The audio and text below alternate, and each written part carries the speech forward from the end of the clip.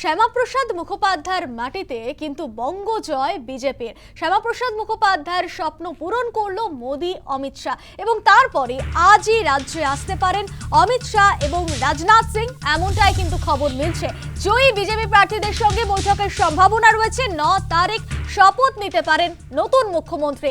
9 তারিখ 25শে বৈশাখ এবং সেই দিনই নয়া মুখ্যমন্ত্রী শপথ নেবেন, এমনটাই সূত্র মারফত খবর মিলেছে। এবং আজকের বৈঠকে পরিষদীয় দলের নেতা নির্ধারণ করা হবে, এমনটাই কিন্তু সূত্র মারফত খবর মিলেছে। আরো বিস্তারিত জানবো, ফোনে রয়েছে প্রতিনিধি স্বপ্না ঘোষ। স্বপ্না, আমরা দেখছি যে রাজ্যে কিন্তু বিপুল পরিমাণ ভোটে জয়ী হয়েছে বিজেপি এবং মুখ্যমন্ত্রী কে হবেন এই মুহূর্তে সবচেয়ে বড় প্রশ্ন যেমন রয়েছে। অন্যদিকে আজই রাজ্যে আসছেন অমিত শাহ অথবা রাজনাথ সিং এবং পরিষদীয় দলের নেতা নির্ধারণ করা হবে। এ বিষয়ে কি জানা যাচ্ছে, কি আপডেট রয়েছে তোমার কাছে?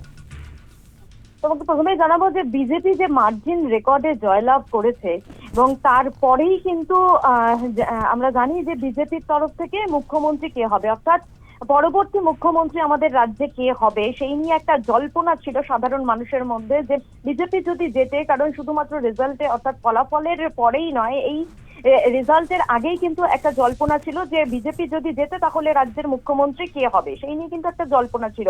গতকাল যখন বিপুল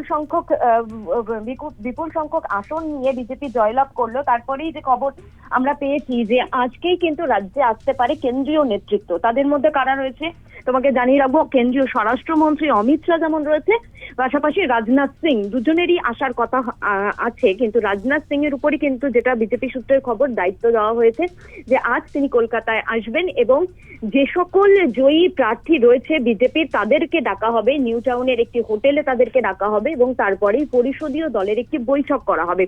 এই পরিষদীয় দলের বৈঠক থেকে পরিষদীয় দলের নেতা ঠিক করা হবে এবং এই পরিষদীয় দলের নেতা যিনি হবেন তিনি মুখ্যমন্ত্রী কে হবেন সেই বিষয়ে কিন্তু তিনি ডিসিশন নেবেন।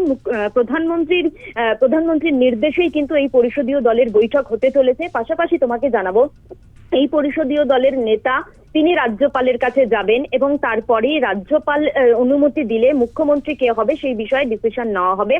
এবং 9 তারিখ রাজ্যের মুখ্যমন্ত্রী, নতুন মুখ্যমন্ত্রী তিনি শপথ নিতে পারেন, এমনটাই কিন্তু আমরা খবর পাচ্ছি।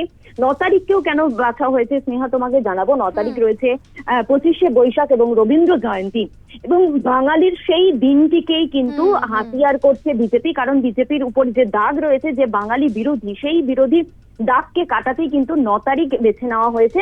9 তারিখেই কিন্তু মুখ্যমন্ত্রী, রাজ্যের মুখ্যমন্ত্রী হিসাবে শপথ নিতে পারেন বিজেপির তরফ থেকে। ধন্যবাদ স্বপ্না। আজই রাজ্যে আসছেন অমিত শাহ অথবা রাজনাথ সিং। জয়ী বিজেপি প্রার্থীদের সঙ্গে বৈঠকের সম্ভাবনা রয়েছে এবং 25শে বৈশাখ 9 তারিখে শপথ নিতে পারেন নয়া মুখ্যমন্ত্রী, এমনটা সূত্র মারফত খবর মিলছে।